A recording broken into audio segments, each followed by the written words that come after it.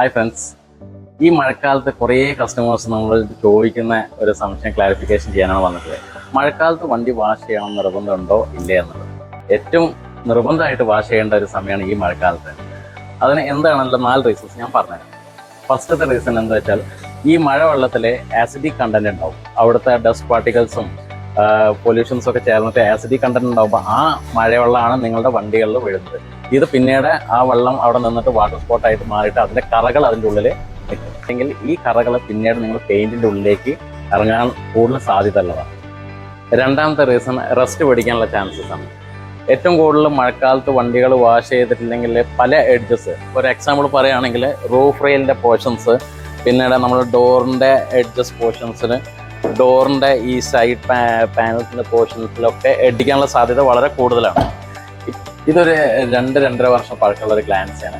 ഇതിൻ്റെ ഈ ഒരു ബൂട്ടിൻ്റെ സ്പേസിൽ നിങ്ങൾ നോക്കിയാൽ മതി. ബൂട്ടിൻ്റെ ഡോറ് തുറക്കുന്ന സമയത്തുള്ള പോർഷൻസിൽ റസ്റ്റ് പിടിച്ച് കിടക്കുന്നുണ്ട്.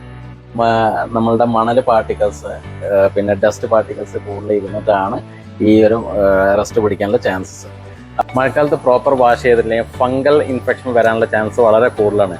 പീരിയോഡിക്കലി വാഷിങ് ചെയ്തിട്ടില്ലെങ്കിൽ അത് പിന്നീട് കറയായിട്ട് മാറും.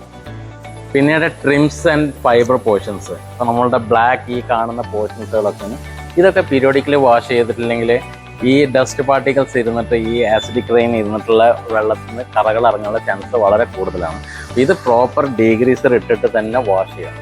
പിന്നീട് വിൻഷീൽഡിലേക്കാണ് ഏറ്റവും കൂടുതൽ എഫക്റ്റ് വരുന്നത് മഴക്കാലത്ത് വണ്ടി വാഷ് ചെയ്തിട്ടില്ലെങ്കിൽ. ഒരു ഓയിലി ലെയർ സബ്സ്റ്റൻസ് ഇതിൻ്റെ മേലെ കയറാറുണ്ട്. പിന്നെ മഴവെള്ളമൊക്കെ ആവുന്ന സമയത്ത് ഇതിൻ്റെ മേലെ ഒരു ഓയിലി ലെയർ വരും. ആ ഡെഡ് പാർട്ടിക്കൽസ് എല്ലാം കൂടിയിട്ട് നിങ്ങൾ വൈപ്പർ ഇടുന്ന സമയത്ത് ഏറ്റവും കൂടുതൽ വിസിബിലിറ്റിക്ക് എഫക്റ്റ് ആവും. അപ്പോൾ പ്രോപ്പർ വാഷ് ചെയ്താലും നിങ്ങൾക്ക് കറക്റ്റായിട്ട് വിസിബിലിറ്റി കിട്ടും. പിന്നെ പ്രോപ്പറായിട്ട് വൈപ്പറിൻ്റെ വാഷിങ് കൂടി കറക്റ്റായിട്ട് ചെയ്യണം. അതേപോലെ വളരെ ഇമ്പോർട്ടൻ്റ് ആയിട്ട് ക്ലീൻ ചെയ്യേണ്ട ഒരു പ്ലേസാണ് നമ്മുടെ കാറിൻ്റെ ഇൻറ്റീരിയർ. കാരണം നമ്മൾ പുറത്തുനിന്ന് കാറിലേക്ക് കയറുന്ന സമയത്ത് നനവുകൾ തട്ടാനുള്ള സാധ്യത വളരെ കൂടുതലാണ്. അതേപോലെ തന്നെ ഫുഡ് വേസ്റ്റുകൾ, ഡസ്റ്റ് പാർട്ടിക്കിൾസ് എല്ലാം ചേർന്നിട്ട് ഒരു ഫംഗൽ ഇൻഫെക്ഷൻസും പിന്നെ ബാഡ് സ്മെൽ വരാനുള്ള സാധ്യത വളരെ കൂടുതലാണ്. ഈ ആസ്തമ പോലുള്ള പേഷ്യൻസിന് നമുക്ക് അത് എഫക്റ്റ് ആവാനുള്ള സാധ്യതയും വളരെ കൂടുതലാണ്. അപ്പോൾ എപ്പോഴും ഇൻറ്റീരിയർ വളരെ നീറ്റ് ആൻഡ് ക്ലീൻ ആയി വെക്കുക.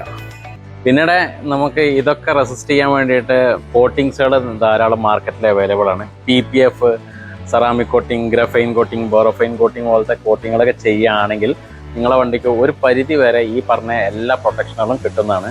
വണ്ടിയുടെ വാഷിംഗ് മെയിൻ്റെനൻസ് നിങ്ങൾക്ക് കുറയ്ക്കാവുന്നതാണ്. അപ്പോൾ ഇനി മുതൽ മഴക്കാലത്ത് വണ്ടി റെഗുലറായിട്ട് പീരിയോഡിക്കലി വാഷ് ചെയ്യുക. PPF, സെറാമിക് കോട്ടിങ്, ഗ്രഫൈൻ, ബോറോഫൈൻ കോട്ടിങ്ങിന് വേണ്ടിയിട്ട് നിങ്ങൾക്ക് തീർച്ചയായിട്ടും റോമെക്സ് സെറാമിക്സ് കാറിനെ കോൺടാക്ട് ചെയ്യാം. തിരൂരാണ് നമ്മളുടെ സ്ഥാപനം വരുന്നത്.